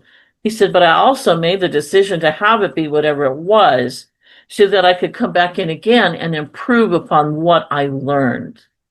So to me, it's not a loss. It's now that I look back on it, I go, okay, that's what I learned. Well, I can't do that next time, but I can do this. And that's the thing about being on this planet, is you can come back again and again and again to learn that and have it stick with you. And he said, it's really a trip. And we tend to forget that. And we talk about other things and incarnation and this and that. But he said, for those of us who want to come into human form, and all of you have, who majority of you on this podcast have alien energy, but it's the degree to which you brought in. How much did you bring in? 10%, 12%, maybe only 5%.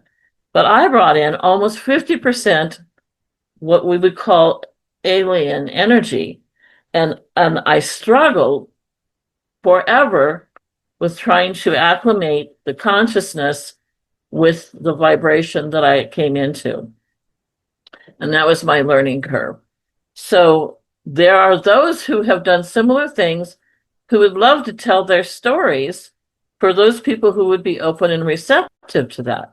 Because we don't often think about someone who would be classified as an extraterrestrial trying to modify the vibration enough then to have a modified human version. Now, there's the stories about all the men in black and the people that are aliens that come in, but those are kind of incubator, tube test, in vitro aliens. They're not really the way normal things happen.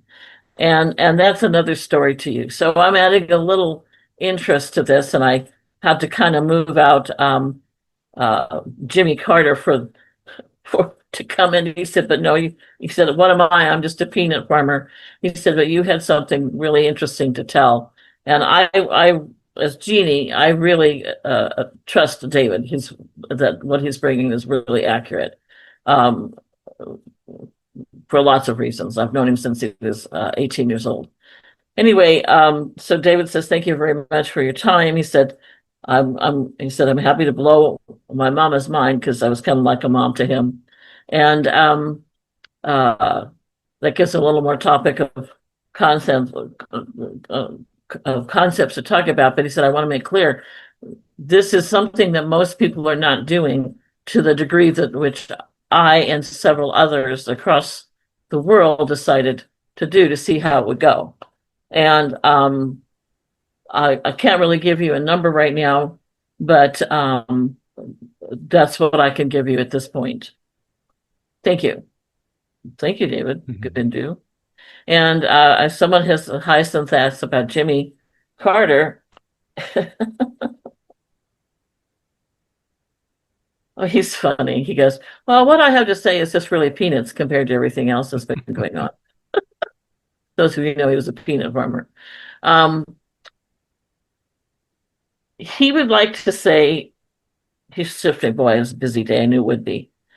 He's not going to take too much time, but he said, he's saying to you all, take whatever vibrates for you, whatever makes sense for you. He said, my concern and why I come in at all is to be able to tell you what I know and what I feel is shareable, what is worthwhile, what you can process while you're still there on the Earth planet. I could say a lot of things to you that since I've been over that would be, even for all of you very well developed people, kind of over your head. We all could. We have to decide what's important for the day, what really is meaningful, what you can take with you. What he's really saying is all forms of life are sacred. That goes along with what other people have said. All forms of life are sacred. Just because they look different, feel different, smell different. He says, I use the word sacred because in our vernacular in the world, sacred is special. It's a defining moment of honor and respect and honoring the presence of this creation. And he said, all creation needs to be honored.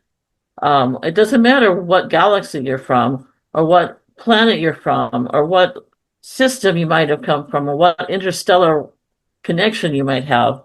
As far as I can see, Jimmy says, and as far as I'm allowed to see, as far as my consciousness allows me to go, all life is sacred, regardless of what it looks like. It could be the squid, it could be the little praying mantis creature that Jean almost stepped on one day and almost had a nervous breakdown because she thought she was stepping on her spirit guide because he was in the house, he was by the trash can, and they never get praying mantises in the house there. But there's this one, and she scooped it up so gently, and she carried it, and she gave energy to it, and moved it out. And he said, I only recently had access to that memory because I didn't know Jean then. But when we work with somebody, we do share memory, so that we have an understanding of who we are to each other, and we can trust one another in our communications.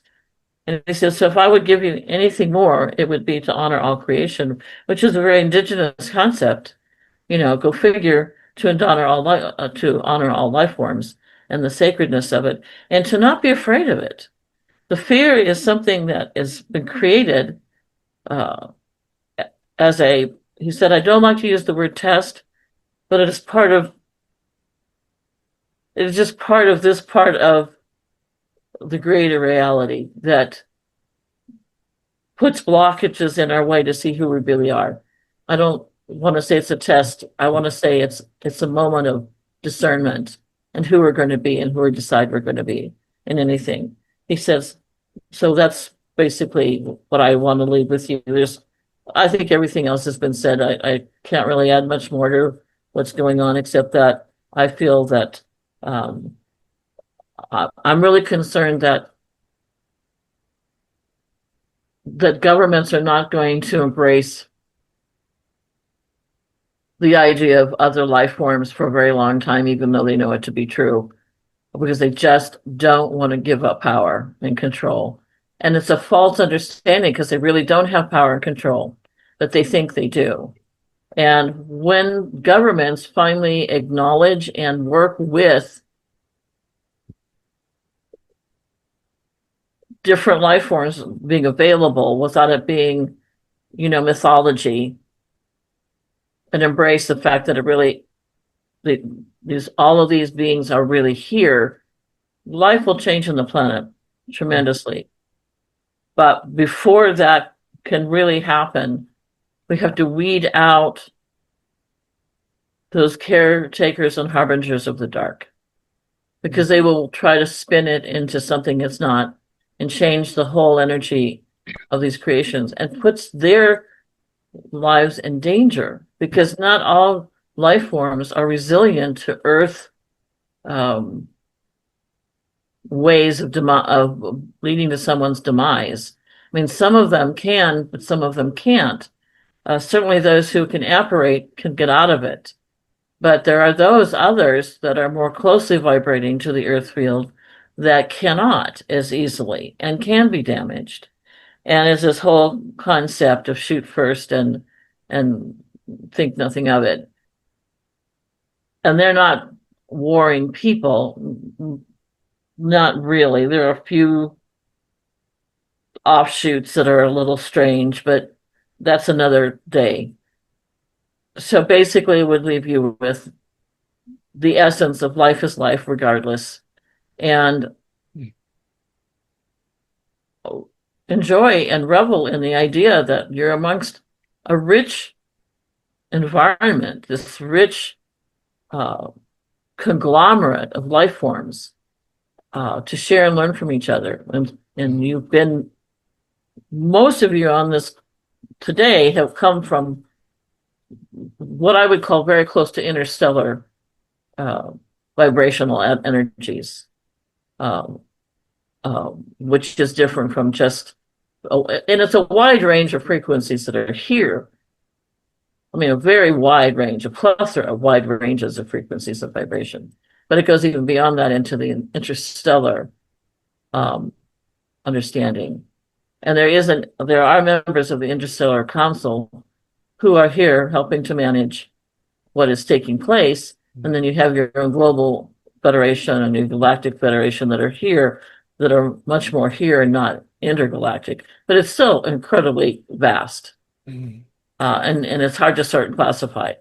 So just to have that understanding without being overwhelmed by it, but just to embrace life itself and all the critters and all the creatures and all the bugs that you see, even the ants and the mosquitoes that I know are kind of difficult to be with, but you never know. So that would be my message, and a very Merry Christmas, Happy Holidays, Happy Kwanzaa, all of the other stuff. Sorry. He's kind of like shifting out now. So Jimmy, thank you very much. I thank you, Jeannie. And thank you, everyone on the other side. Excuse me. I have just a brief, mundane ET story. It requires no consciousness whatsoever to understand this story. An acquaintance of mine had been a physicist and an engineer at what's called the China Lake Naval Weapons Station in the Eastern California desert years ago. And as a result of some experiences he had there, he quit and he moved to the North Woods of Maine, where he's building replicas of Viking ships, that sort of thing. And what did that for him was that he was at the station one day, and they had been employing two human type alien races in their research work. I mean, openly within this restricted area, this was known. So one day, according to him, two of these different aliens got into a disagreement, and it almost became a violent altercation. And he says he witnessed this. And so the American guard, the naval guard there, who was armed, stepped into this situation, and he pulled out his .357 Magnum pistol and he fired it in the air. This is like the most powerful pistol we have. Bam! And the aliens were struck dumb, and they stopped and they backed off from each other. And the reason was, according to him, he says, they had never seen a weapon that had made noise.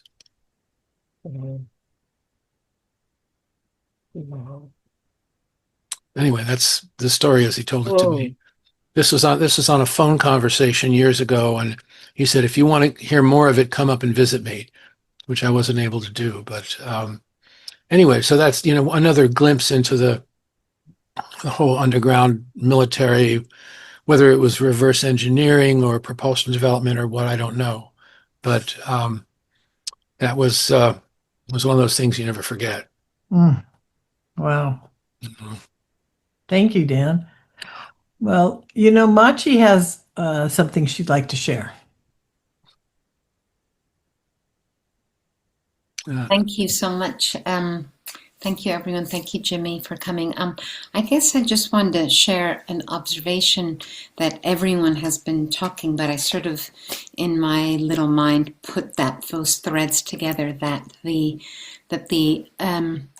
vibration starts from our inner consciousness, and then it's a vibration from each living gentle character and bug and insect and mantis and ant.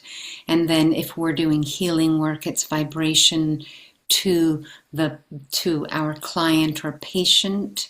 It is that observation of the two different vibrations blending. And then when we do psychic work or mediumistic work, again, vibrations blending, respecting, honoring. And now, which is sort of what everyone's been saying today, that it extends to our friends out in the larger realms that we are acknowledging, respecting, and discerning. I think, Jeannie, you used that word, discerning that vibration and being open to it. So I kind of got a flush from that sort of thread and an appreciation for it. So thank you. Oh, thank you. You're Machi. welcome. It was lovely. So you have an ET standing behind you. I do. Oh yeah, it's interesting because I normally don't want to tune in individually because I got to keep focused, but it's very prominent behind you. And it's funny, it's created itself to look like the E.T. in the movie E.T., but a lot taller. And I see and I feel a male, but it's really androgynous, male, female, 3 fingers instead of 5. And I can feel them on your left shoulder and just touching you, and you're in such a protected space. It's not like a mind meld, but there's a consciousness that in your openness that this being is sharing with you. And if you so choose, this being would really like to step in and help you more further along your healing skills, because this energy is very much able to move with vibrational frequencies in that specific area. And he said, she says, name me and I will be with you. And it's funny because he goes, you don't have to give me some galactic name. You can call me Steve or you can call me Irwin if you want to. It's whatever connects you and I together. Wow, what a gift. Thank you for that. I Thank love it. you. I'll give him a little, he or she, a little pet. Thank you. That's wonderful. Before we all tuned in, before Jeannie got here and stuff, all of you had raised your hand about having an experience. I don't think there was anybody's hand that was down. So, Wendy, I'm going to tag you first. You've been so quiet. I didn't have my hand up. Oh, Peg, I'll take Peg or Wendy, one of the two. Not Peg. Not Peg. Go with Peg. Perhaps my best I think the biggest information I can share is Paul and Cyan Hamden. We did an interview with them a few years ago, and we actually had them doing a group for us. The Zeta Connections. Paul has written 3. We actually had a scientist come. Paul is a physical medium, but he also channeled. He and Cyan are both physical mediums, but they're also lifelong contactees. And Paul was able to bring through one of the Zetas, and he would be overshadowing Paul, and then people in the group could actually see him. Wow. Which was quite amazing. And we brought a scientist from Canada to come along, and he interviewed him. And they wrote a book called The Zeta Interviews. And that Paul, I'm just trying to find the link to it. Paul put up those books online free of charge for people for quite a few years, and they did really detailed work on life by the Zetas. But one of the biggest things that they were doing was healing. And Paul was able to invite people to come along and receive healing from the Zetas. They also had a craft land at my friend Inga's property. Inga, some of you know Inga from the work on physical mediumship. And Inga has a center for physical mediumship, sort of a little bit out in the suburbs, like it's very rural. And they actually had, Inga used to sit in a pyramid there with a group of people outside, and they were contacting aliens, and they had a craft land there, and 21 people saw the aliens coming out of the craft. Oh my. So we have quite a strong connection with that. And I mean, some of the stuff that's coming up from Paul and Cyan is absolutely incredible. I know they did a healing for one of the leaders of the group that looks after craft, and just mind-bending stuff. But I'll just put the link to a couple of the videos where Paul and Cyan are talking about their work. That'd be good, Wendy. That'd be great. Thank you. I think if I can add a little bit here, as much as the global leaders or whoever's keeping it all in secret, I'm sure there's lots of secret governmental groups that are keeping this quiet. Can you imagine how disturbing it would be in their mind that there is a possibility that there would be no cost for power? Power would, like electricity, would be unlimited. We wouldn't have to use fuel of any sort. We could be levitating, building things, doing all these different things that we're healing in a greater way than what is today, through that we need to be purchasing or having it all under control. I think that change which of course all of us who would like to see that could embrace. I don't think the governments could embrace it. Do you know how much money they'd lose? Thinking about all of that. I think about all the free things, all the things that we could be doing, and the fact that we would be caring for our earth in such a phenomenal way if we would just stop raping it. And I don't know. I think that's the one of the biggest horrors that in my mind of what mankind has done. And what happened in these civilizations that were able to levitate items and do things, self-propulsions and all this other stuff. What happened to them? Why wasn't that communicated anywhere? Why was it destroyed if it was communicated? It really makes me wonder.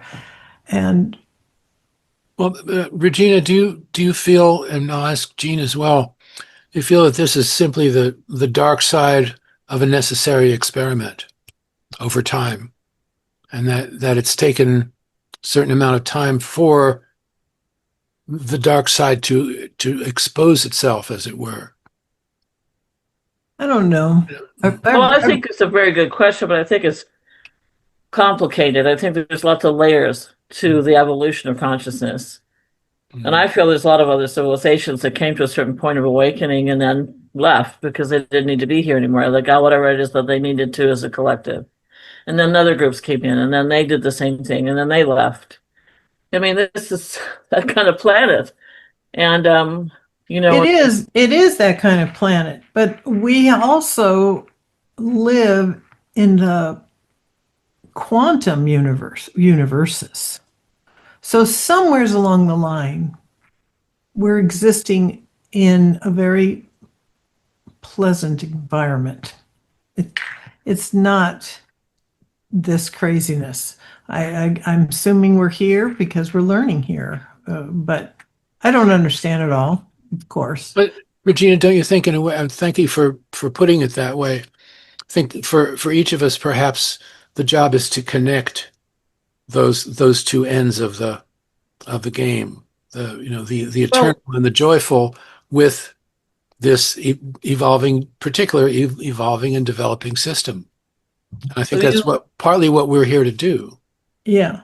Well, and according to Seth, and I'm a Sethian for sure, we're here to evolve. Simple as that. We're here to evolve, whatever that looks like. We're not here to save the planet. And people don't necessarily like to hear that because we've been raised to be saviors. We're here to evolve. Now, in our ability to evolve, if we still want to help the planet, of course. If we want to help others, of course. But we need to understand, according to Seth, and I feel this in myself anyway, we're here to evolve in ourselves. And in the process of that, if that means taking care of the environment or helping the homeless, or helping the arts, or whatever that structure is by which we come through. That's the whole purpose of being here. I think we make a mistake in thinking that we have to reach nirvana, or that we have to find the end of the rainbow, or that we have to somehow come over from self-righteousness in an ego way into the righteousness of our creation. And that's just what I feel in general with how people are thinking collectively. And it isn't about that. It isn't about ascending to the fifth dimension.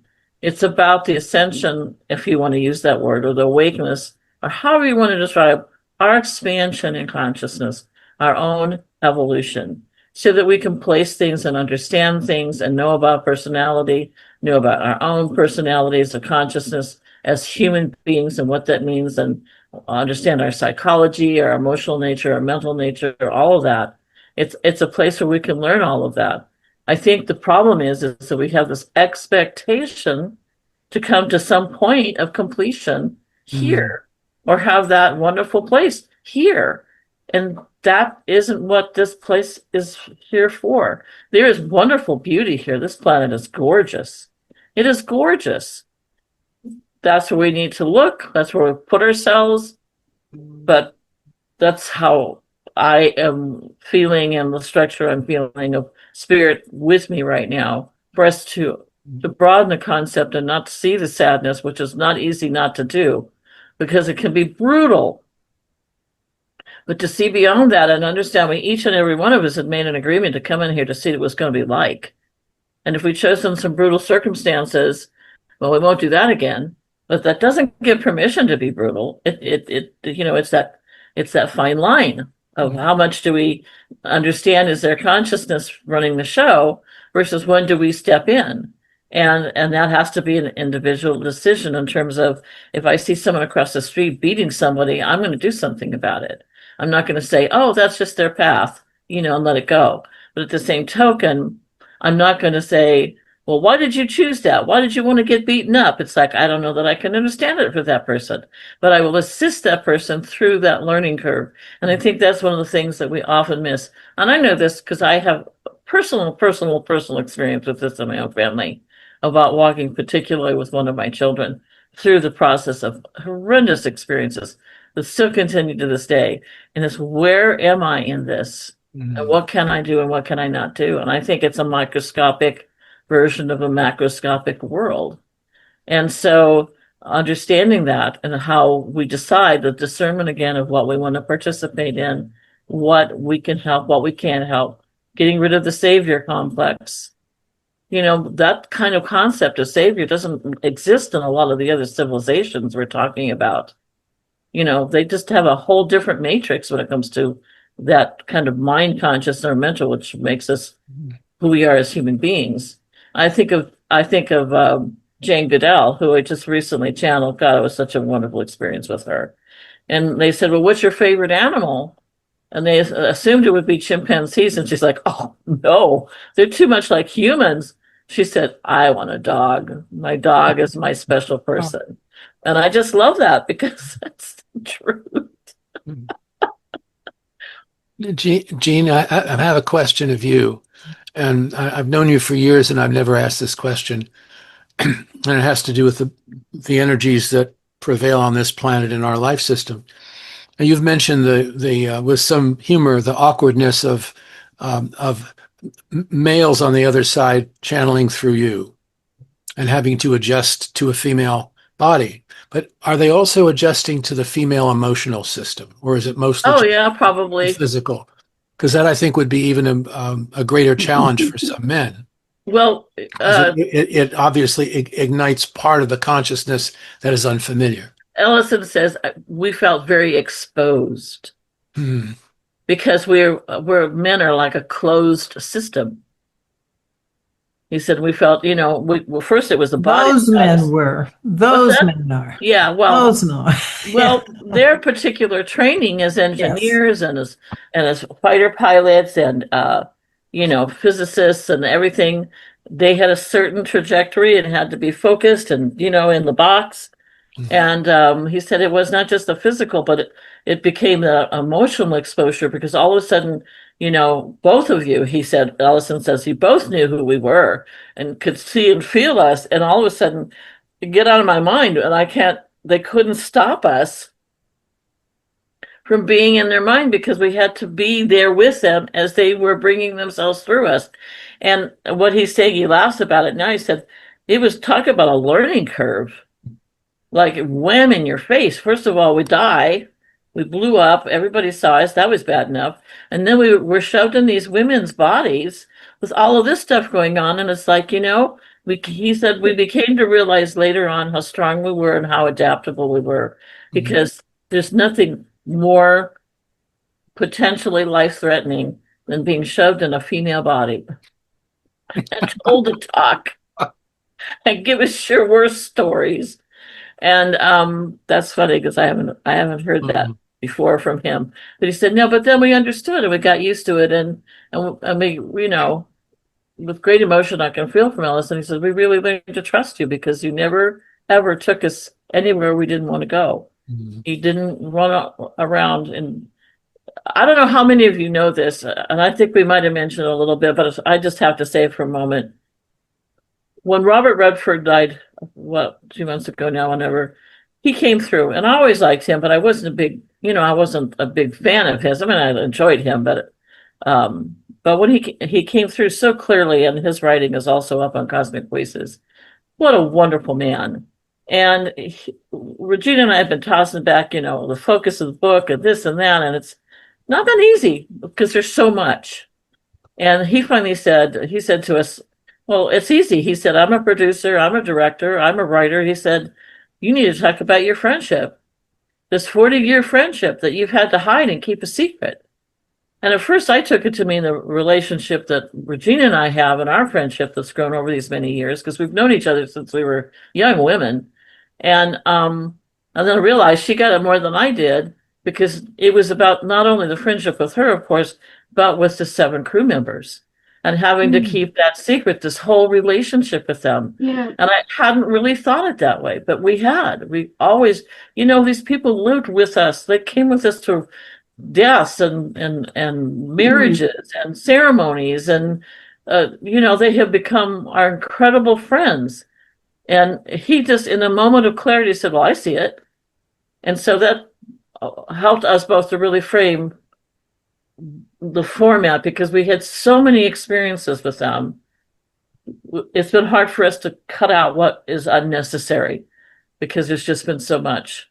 So yeah, just a little addition. Thank you for letting me send that in. It's wonderful.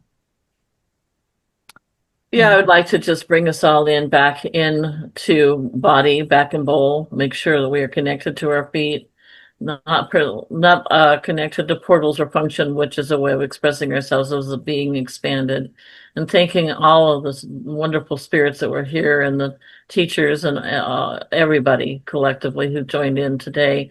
And may this mark a wonderful week for us, a wonderful season of joy and giving and thanksgiving, and being a beacon of light, no matter what form we take. Who knows, we may also have a life form of ourselves that's an alien as well. As my dog howls, because my family just went across the street, so I apologize. But, we're blessed, we're blessing others, and we continue to bless the planet, and we are back in our bodies, and we disconnect from one another. We're changing our psychic signature, so we're bringing ourselves back in, and then we're walking out of the group shield back into our personal shield, so we can go about the day and live our lives as completely and as lovingly as we possibly can. Bless you all, every single one. Loving you, loving you, loving you. Thank you all. Till next time. Thank you very much. Thank you everybody. so much. Wendy, thank you. Dan, Thank you. Thank you. Thank you. Okay, it's okay.